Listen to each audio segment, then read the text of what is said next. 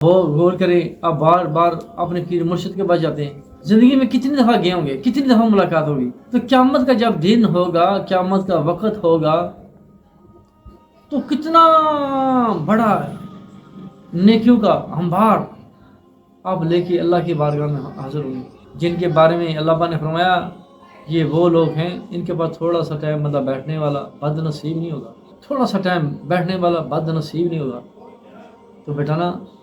یہ اللہ پاک کی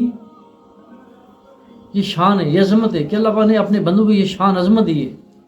یہاں سے پتہ لگتا ہے وہ پوری کائنات کا رب ہو کے اپنے بندے سے کتنا پیار کرتا ہے،